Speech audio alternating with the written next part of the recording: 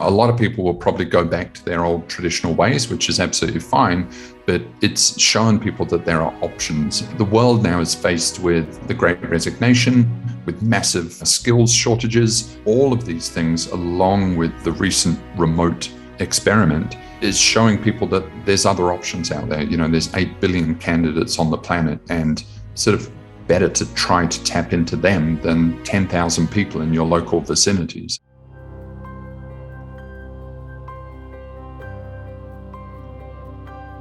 Hey guys, welcome back to my channel, and in today's episode, I'll be interviewing Derek Gallimore, who is the founder of Outsource Accelerator. Now, Outsource Accelerator is a marketplace for the outsourcing industry. So if you're a customer or a business owner, you can go on there and find all the resources you need for outsourcing, as well as finding providers from all sorts of BPO companies across the globe.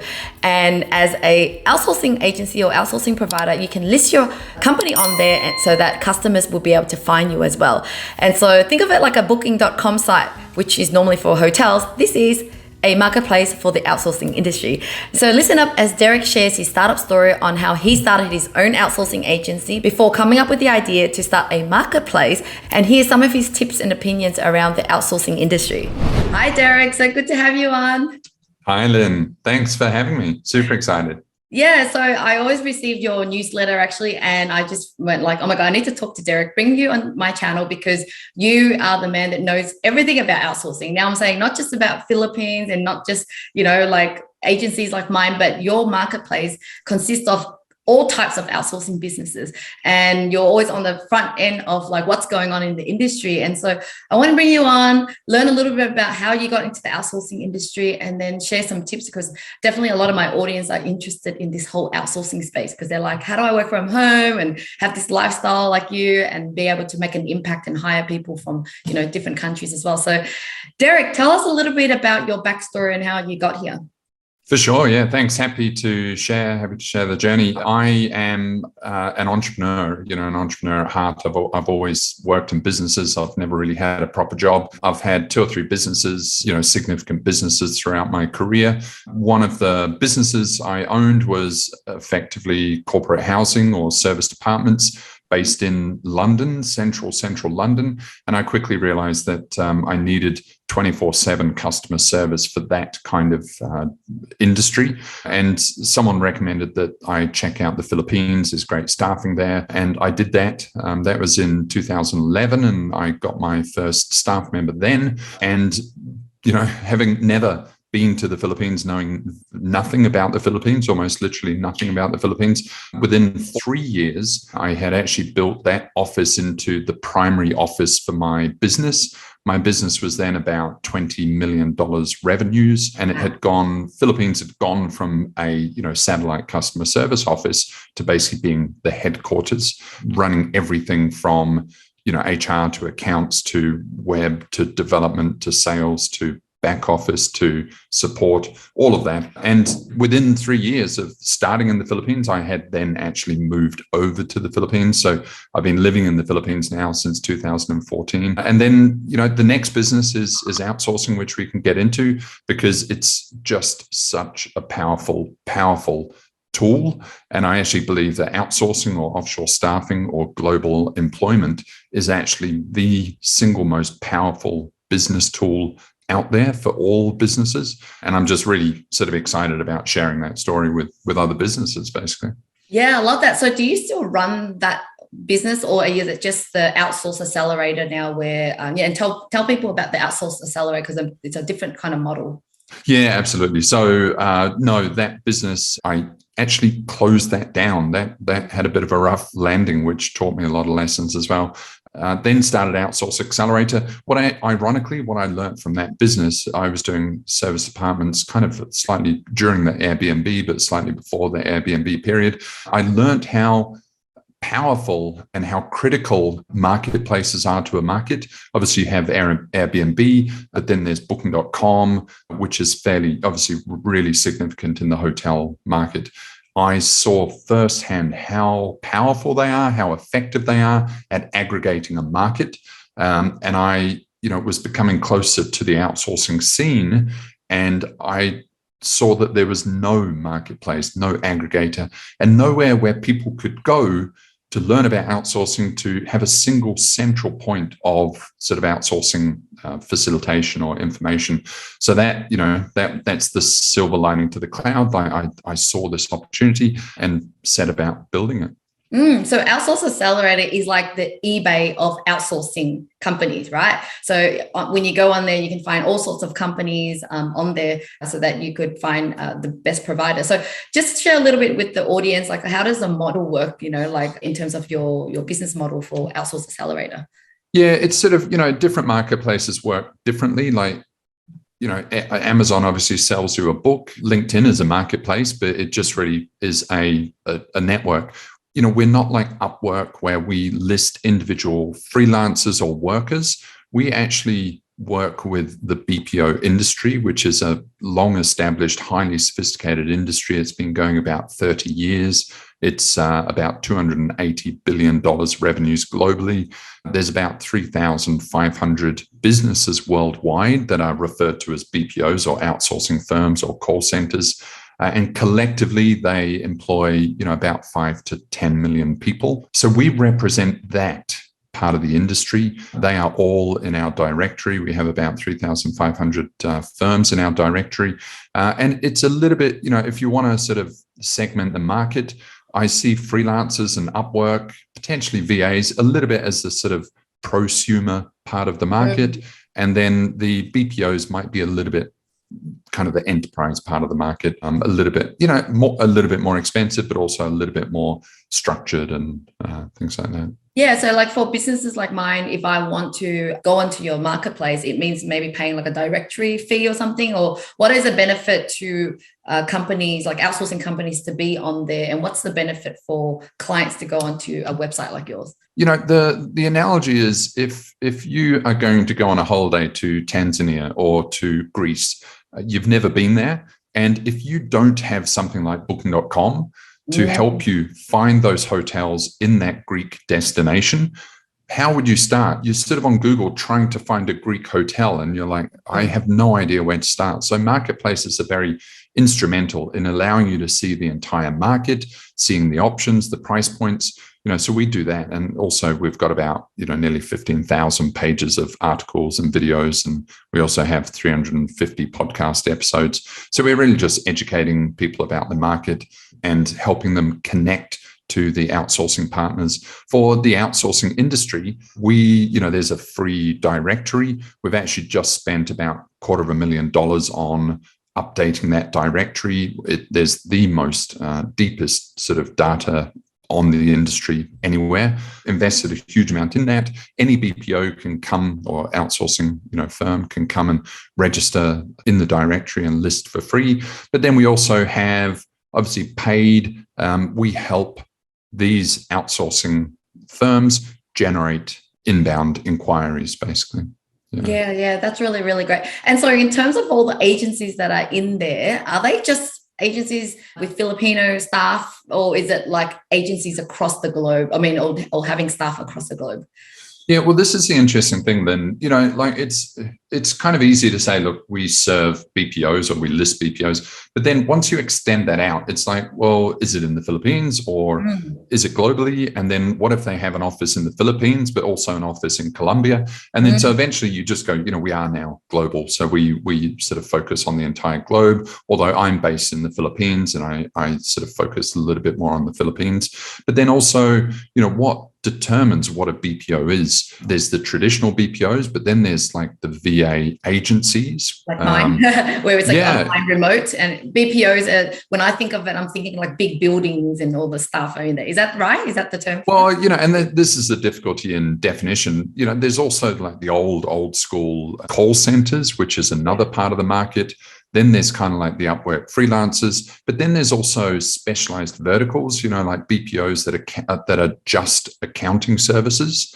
And then you also have things which are more traditionally thought of as like agencies, like a web dev agency or marketing agency. That's right. And SEO agency. Do they all fit in within outsourcing? It's hard to sort of draw that line, but it's all out there kind of thing. Yeah. And so out of all the agencies you've come across and people hiring people from all different countries, I guess any tips around, I've always hired in the Philippines, well, mainly. I definitely have hired in other countries, but I kind of stuck with the Philippines because it just was easy to kind of, they tick a lot of boxes. I guess that's also my limited view in understanding the whole industry. So any tips around the different countries, any, opinion on the trends or the different agencies covering different countries? Yeah, look, it's exploding right now. And what I find amazing, generally what I'm selling is globalized employment. And once people realize that they can employ globally, it opens them up, especially, you're in Australia, you look at Australian businesses, it's very geographically restricted and border control is very tight. Salaries are enormously expensive. And then when you realize actually, there's 8 billion people on the planet, and there's highly qualified, highly capable people, and a lot of them will work for significantly less, and they're very happy to do that because it's great salary in their country. That's a huge opportunity. So what I'm selling is global employment. I tend to focus on the Philippines because it's a very established market. I believe it's great people, great talent, great cultural alignment. But there is every developing market. The significant feature, I suppose, is that the salaries are lower. So, but every developing country now is jumping on the bandwagon, which is amazing. Like Fiji and Jordan and Jamaica, Colombia's, obviously pretty established. Vietnam, I saw South Korea's really getting into it now. There is almost every market is seeing this. But what they're seeing, they're not seeing outsourcing. What outsourcing really represents is anyone can tap into the global economy from wherever they are sitting. And that is so powerful. It's powerful for the clients because you're like, I'm not constricted to my hometown or my home country. I have 8 billion people as resources.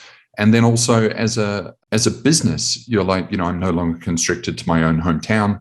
I can actually tap into the global economy as long as I compete in terms of quality and deliverables. You sound so passionate about this, and the longer I am in this industry, the more I fall in love with it as well, because I just love how the overseas people, their culture is different. Their love for repetitive work is different to Australia. It's like I kind of see there's no other way to make an effective team because everyone's kind of doing staying within their lane of passion and strength. I guess I still have certain clients or even my own husband going on VAs or virtual staff won't work for me. I'm a traditional business, like I'm a manufacturing company. And I'm like, but do you do some things online, like using MyOb and blah? He's like, yeah, but he still can't. So I guess what would you say to people like that? And I guess, do you feel like the pandemic or this whole working online recently has opened up more doors and things a bit more easier for this industry? Yeah, absolutely. It's been a crash course in remote work. People have different habits, people have different behaviors, and there's no one right or wrong way of running a business. There are a million different ways of running a business. But the COVID pandemic has forced everyone to take crash course on remote, has forced everyone to use more digital tools. And even if they didn't want to, even if they were kicking and screaming, and the positive benefit of that is it's taught people of like there are options out there. Now, a lot of people will probably go back to their old traditional ways, which is absolutely fine, but it's shown people that there are options. And, the world now is faced with the Great Resignation, with massive skills shortages, with rising salaries, and then all of these things along with, the recent sort of remote experiment is showing people that there's other options out there. There's 8 billion candidates on the planet, and it's sort of better to try to tap into them than the sort of 10,000 people in your local vicinity sort of thing. Yeah, and I'm convinced that it works for every company, except that, unless it's as long as it's not a physical job. I mean, like a building company, they might not be building bricks for you, but there's some office related work that they can do, right? Do you agree with that? Yeah, for sure.